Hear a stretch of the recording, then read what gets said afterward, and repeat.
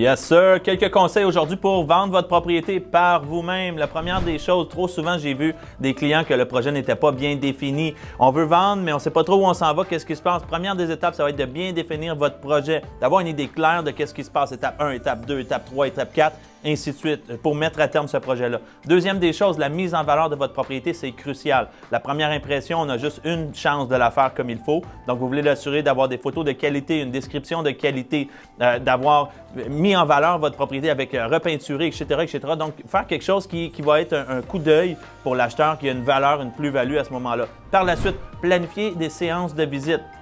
De ne pas autoriser des visites une après l'autre parce que vous voulez vous assurer de créer un effet de momentum sur votre résidence. Donc, vous voulez peut-être bloquer la première semaine de visite, mettre tout le monde la même journée le week-end, aux 15 minutes, aux 30 minutes pour que les gens puissent se voir, pour que les gens, l'effet un peu d'achalandage se crée pour être capable peut-être de créer une certaine surenchère. Mais tout ça pour dire, gérez vos visites selon votre agenda et prédéterminer des plages horaires qui fonctionnent pour vous à ce moment-là. Par la suite, la rédaction des documents. Donc, on veut s'assurer d'avoir déjà pris le temps de lire les documents, pris le temps de lire les clauses une par une parce que les clauses contiennent des délais de rigueur. Que si on passe le délai, l'offre est nulle et non avenue. Ou l'inverse, si on passe le délai, vous êtes obligé de vendre votre propriété. Donc, on veut s'assurer d'avoir lu les documents avant même de recevoir une offre pour que quand on reçoit une offre qui est intéressante, on est prêt à passer à l'action. Et dernièrement, faites les suivis dans vos délais, faites les suivis avec vos clients.